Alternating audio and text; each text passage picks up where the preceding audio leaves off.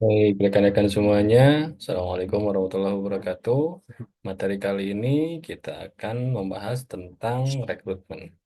Rekan-rekan semuanya, sebagaimana yang sudah kita bahas juga jika berkenaan dengan eh, manajemen atau manajemen sumber daya manusia atau MSDM, maka ketika kita berbicara tentang manajemen, kita pasti akan melihat atau teringat dengan berkaitan dengan fungsi manajemen. Yang paling sederhana sekali ada planning, organizing, actuating, controlling, kan begitu. Nah, di materi kali ini berkaitan dengan rekrutmen, kita coba melihat fungsi manajemen yang kedua di eh, yang tadi disebutkan itu ada organizing. Nah, organizing itu kan berkaitan dengan bagaimana menempatkan orang sesuai dengan kebutuhan organisasi atau kebutuhan perusahaan.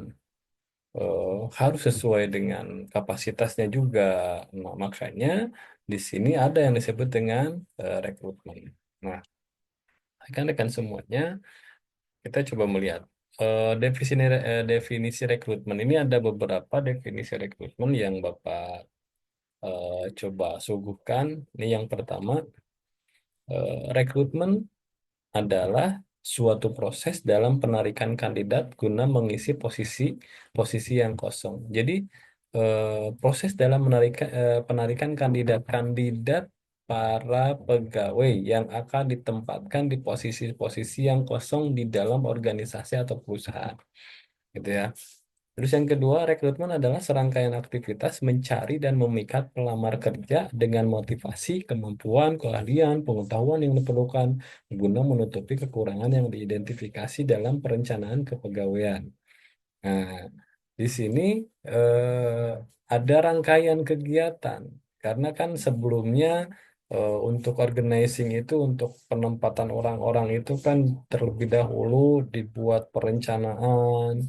Akhirnya dalam perencanaan itu kita membutuhkan beberapa pegawai dengan ahlinya A, B, C, D, dan sebagainya gitu kan.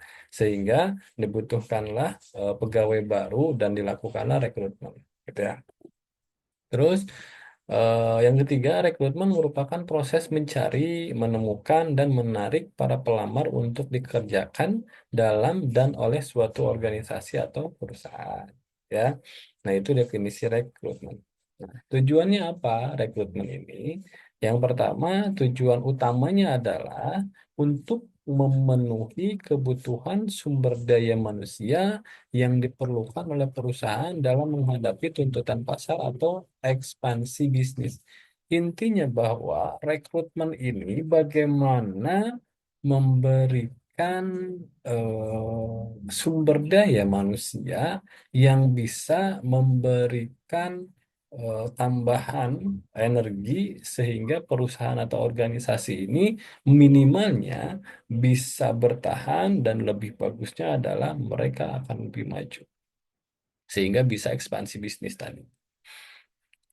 Dengan adanya rekrutmen ini diharapkan dapat sesuai dengan tujuan organisasi atau perusahaan sehingga organisasi atau perusahaan semakin maju dan berkembang. Tadi disebutkan dari awal.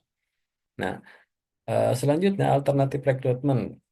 Alternatif rekrutmen itu ada dua. Yang pertama sumber internal atau dari dalam, yang kedua sumber eksternal dari luar. Nah, sumber internal itu bagaimana? Sumber-sumber internal itu meliputi karyawan yang ada sekarang yang dapat dicalonkan untuk dipromosikan. Nah, jadi ketika ada posisi yang kosong, gitu kan, kita akan bisa melihat, oh posisi yang kosong ini bisa diambil dari sumber internal. Berarti ada yang disebut dengan promosi jabatan untuk karyawan yang sudah ada, gitu kan. Atau dipindah tugaskan, atau dirotasi tugasnya atau dirotasi tugasnya serta mantan karyawan yang bisa dikaryakan dipanggil kembali. Jadi kalau di internal itu mencoba untuk mendayagunakan, melakukan pemberdayaan para karyawan yang sudah ada, bahkan ada para karyawan yang memang sudah mantan yang dikaryakan kembali gitu ya. Nah, beberapa alternatif perekrutan dengan sumber internal itu apa saja? Bisa promosi tadi. Ini promosi jabatan. Biasanya kalau promosi itu jabatannya akan lebih tinggi atau meningkat. Itu promosi. Ada transfer, transfer dari bidang A ke bidang B dan sebagainya. Ya. Terus ada rotasi, ada sama dengan tadi ya transfer rotasi. Jadi dirotasi, dipindah tugaskan, tapi memang selevel ininya tugas dan jabatannya. Dan yang keempat, pengkaryaan kembali. Pengkaryaan kembali ini biasa sering dilakukan. Biasanya ada beberapa karyawan yang memang sudah purna tugas atau sudah tidak dipekerjakan karena memang sudah pensiun dan sebagainya. Tapi biasanya ada beberapa karyawan yang sudah purna tugas dan kinerjanya bagus. Biasanya ada peluang untuk dikaryakan kembali oleh perusahaan atau organisasi. Ya. Yang kelima, kelompok pekerja sementara atau kontrak kerja. Lalu sumber eksternal, kalau tadi sumber internal, sekarang sumber eksternal. Rekrutmen eksternal meliputi individu-individu yang saat ini bukan merupakan anggota organisasi. Jadi di luar. Manfaat terbesar rekrutmen eksternal adalah bahwa jumlah pelamar yang lebih banyak dapat direkrut. Jadi beberapa sumber dapat digunakan dalam perekrutan eksternal seperti misalnya lembaga pendidikan. Jadi perusahaan atau organisasi bisa bekerja sama dengan beberapa lembaga pendidikan sehingga kita bisa mendapatkan sumber daya manusia yang sesuai dengan harapan perusahaan atau organisasi. Ya. Atau dengan teman atau anggota keluarga. Terus lamaran terdahulu yang masuk, misalnya ada lamaran yang masuk lebih dulu. Atau agen tenaga kerja. Ini banyak sekali beberapa sumber yang bisa digunakan. Jadi sumber eksternal ini. Nah, metode rekrutmen. Jadi metode rekrutmen itu bisa menggunakan alih daya yang sekarang memang sering digunakan dan yang biasa, yang lazim digunakan itu menggunakan alih daya atau outsourcing. Outsourcing ini berkaitan dengan proses mempekerjakan pemasok jasa eksternal untuk menjalankan pekerjaan yang sebelumnya dikerjakan oleh internal. Itu. Terus biasanya outsourcing ini mensubkontrakkan berbagai fungsi kepada perusahaan lain telah menjadi praktik yang umum. Jadi ini sekarang itu lebih banyaknya perusahaan itu lebih banyak menggunakan sistem outsourcing ini daripada rekrutmen pegawai tetap. Ya, banyak pertimbangan yang dilakukan oleh perusahaan, baik itu beban yang akan ditanggung. Kalau misalnya outsourcing, tidak bebannya tidak terlalu besar untuk perusahaan, sehingga perusahaan akan bisa leluasa menggunakan tenaga kerja. Tapi juga tidak mengabaikan tenaga kerja juga, kan itu. Yang kedua, karyawan tidak tetap. Nah, jadi bisa menggunakan karyawan tidak tetap. Tadi sama. Jadi untuk sekarang itu yang lebih populer menggunakan outsourcing atau karyawan tidak tetap tadi atau contingent worker gitu. Jadi ya tadi ada beberapa pertimbangan baik itu misalnya pertimbangan keuangan perusahaan atau untuk efisiensinya perusahaan atau memang karena memang perusahaan sedang tidak baik-baik saja dan sebagainya gitu kan sehingga tidak menggunakan pegawai tetap. Yang ketiga, organisasi pemberi kerja profesional atau persewaan karyawan. Yang keempat, kerja lembur. Jadi, kerja lembur itu eh, bisa disebut saling menguntungkan. Yang pertama, bagi perusahaan, dengan melakukan kerja lembur ini, perusahaan bisa menghemat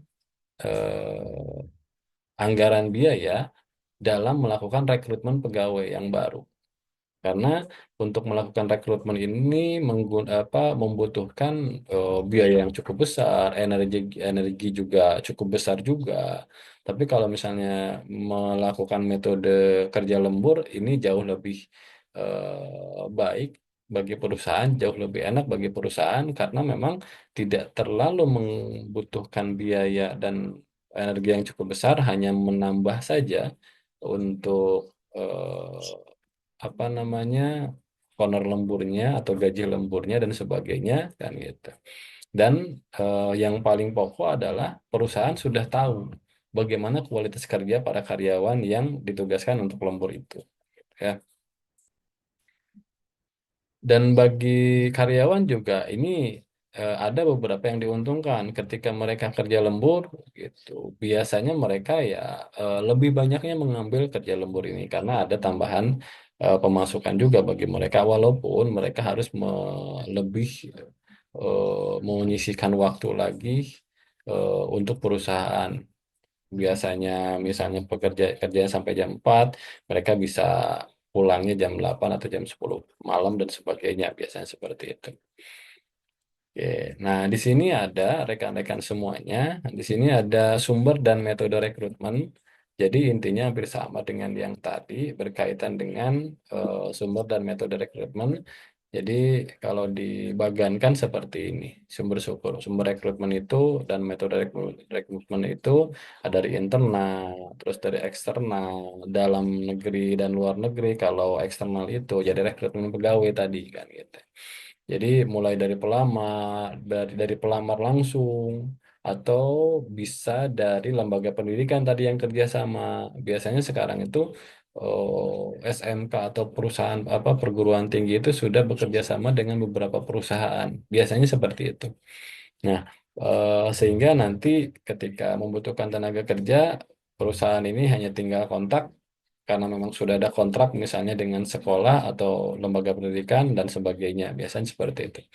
Terus rekomendasi dari karyawan, agen tenaga kerja bisa, dari organisasi profesional juga ya, terus dari iklan dan sebagainya.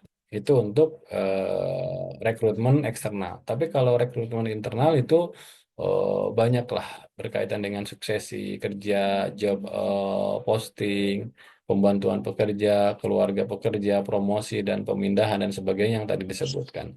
Sehingga rekrutmen ini rekan-rekan semuanya, intinya bahwa bagaimana rekrutmen ini bisa menyelesaikan permasalahan yang dimiliki oleh perusahaan. Permasalahan tentang apa? Perusahaan tentang adanya, misalnya salah satunya kekosongan jabatan, kekosongan tempat bekerja, sehingga dibutuhkan tenaga baru. Hanya untuk sekarang itu tadi, untuk sumber rekrutmen ini sekarang bisa dari internal dan eksternal. Dan bagaimana metodenya juga, metodenya sekarang itu biasanya tidak langsung rekrutmen pegawai baru dan untuk menjadi tenaga tetap, tapi lebih kepada misalnya tenaga kontrak atau outsourcing dan sebagainya.